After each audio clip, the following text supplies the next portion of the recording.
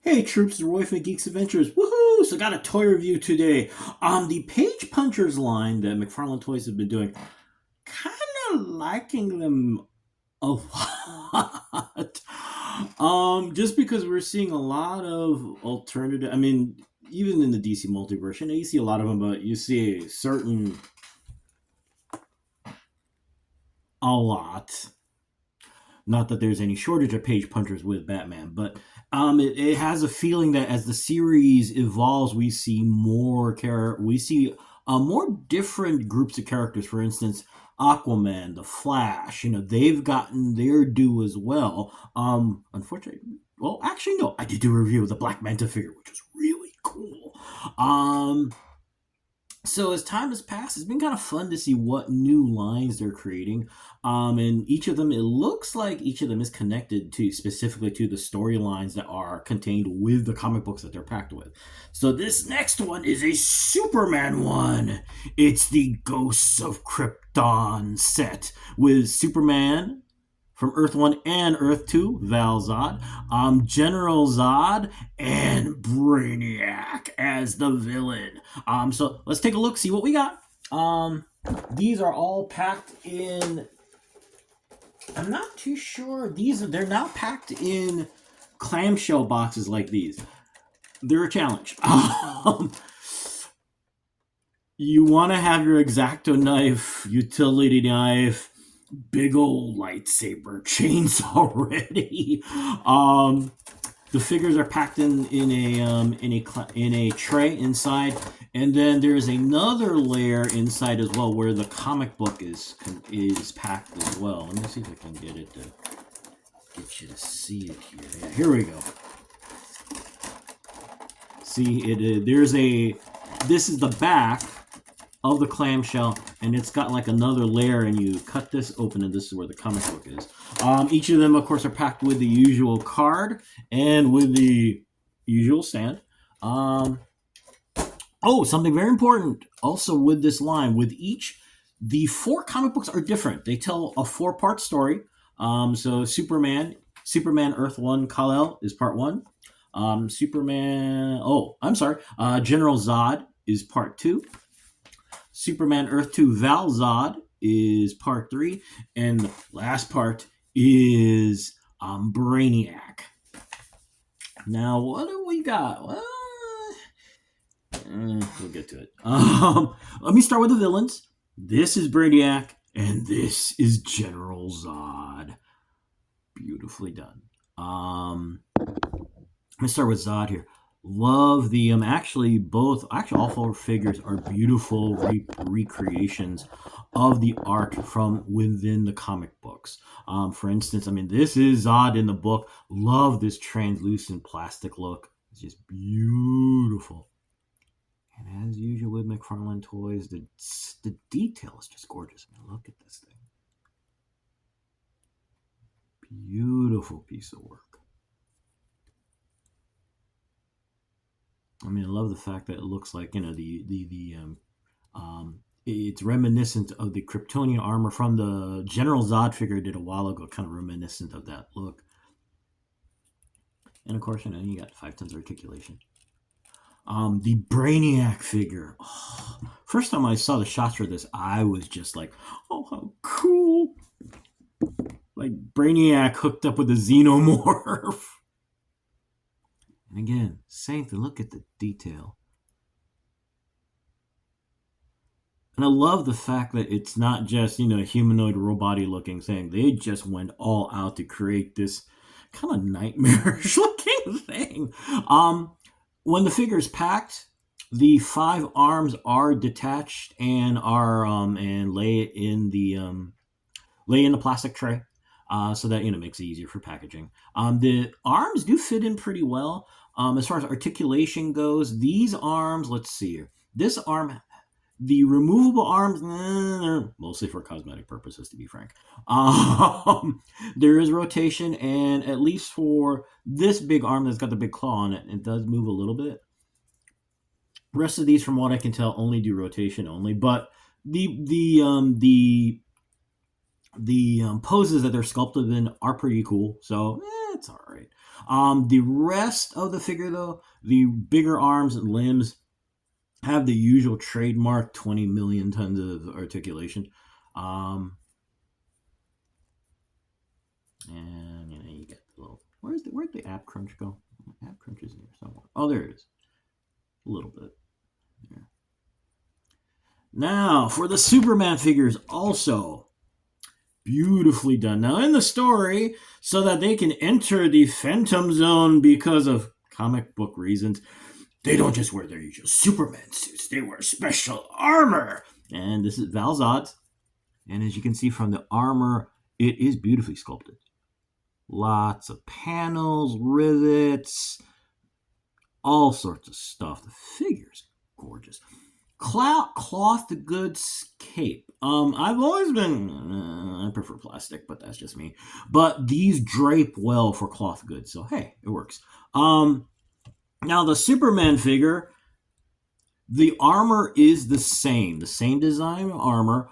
The difference though is, I mean, as you can see here, is that he has this tactical blah blah thing because it's a good way to market the figure as an accessory.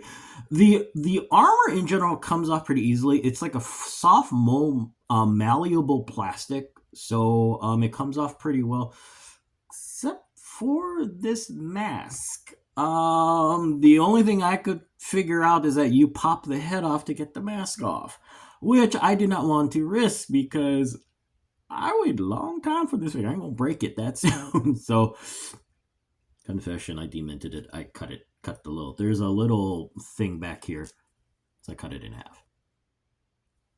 Yes, I demented my figure. Yeah.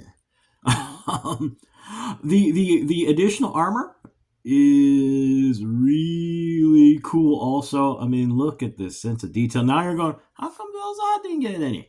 He doesn't in the story. However, we'll go into an explanation about the armor. Both figures, though, like the others, tons of articulation, beautifully done. Now you're looking at both these figures and going, are they? Well, here's the issue. Yeah, scale. The McFarlane figures have all been kind of quirky as far as, scale. All of a sudden, everybody's the size of the Hulk and so on and so forth. Unfortunately, this figure line, it's really, I mean, not that I expected the Brainiac figure, considering it kind of, I'm jokingly saying it looks like it merged with a xenomorph, but not that I expected, something that was, 12 inches tall, but I mean, and look at Val-Zod, man.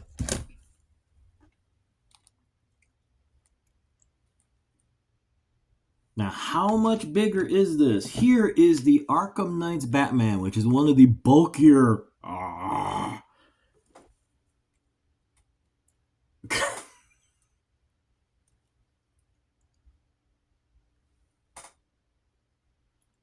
Wow.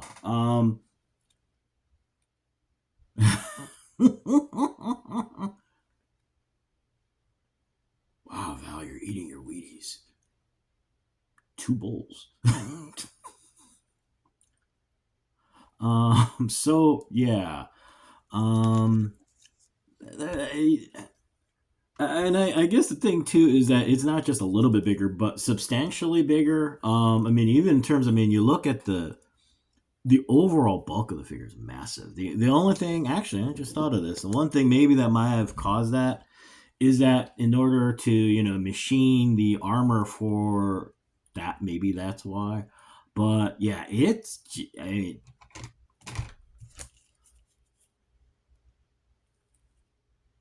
wow. Oh, I was mentioning now about the fact that Val-Zod does not have armor. There are 2 platinum editions of the figure. Val-Zod comes with his own version of the special tactical armor. Also, it's all gray. From what I've seen from pictures online, and the design of the armor. Actually, the cool thing is the design of the armor is different from what Kal-El has. So that's actually kind of cool. It's not just It's not like you could. Well, in some ways, it would have been kind of cool if it was the same, because then you just buy one of these and you stick it on Valzad, and yada yada yada. But on the other hand, it's cool. His own special armor. It's all gray from what I can tell. So I mean, need to give in. Now the Brainiac figure. The platinum edition of the figure actually does show up in the comic book story. It looks very much. Did his arm come off? No, his arm did not come off. Sorry, I got distracted. Squirrel. Fans of Up remember that one, the Pixar movie. Anyway, Doug, I'm going off on a tangent. I'm sorry. There is a version in the story where Brainiac, or a Avatar Brainiac, whatever you want to call it, shows up where he is more in the same colors of his the traditional kind of black, dark purple suit and the green face. That's the platinum version of this figure. Unfortunately, I haven't had a chance to look at really detail of the figure itself to see if there are any other changes. Actually, that one does look kind of cool because the face sculpt is different. It's a more humanoid face. Like the one that's in the comic book story. So, there you go. What is the last word? The figures are beautifully done. Okay, let's establish this right now. They're beautifully done. Lots of blah blah blah blah blah. Okay. The scale though is really kind of. I mean, if you wanted to save some money, you could have made the two Superman figures smaller, okay? I mean, and actually the thing is that, it's not just a little bit of a difference. I mean, look, seriously, the size difference is really noticeable. It's not it's not you get your figure and you start going, hey, aren't they bigger? Or, something along those lines. It's dang, dude. So yeah, still fun to have, still fun to look at. I mean, like I said, the sculpting on the figures, everything is wonderful. Just be prepared that when you start, putting these on yourself for display, yeah, it is what it is, right? Anyway, I'm gonna go because it's a work day and yada yada yada. So anyway, y'all take care. These I got through pre-order through the McFarlane Toys website, and I just got these yesterday. The official release that I've been seeing floating around a lot is May, and of course, it's May, whenever May is.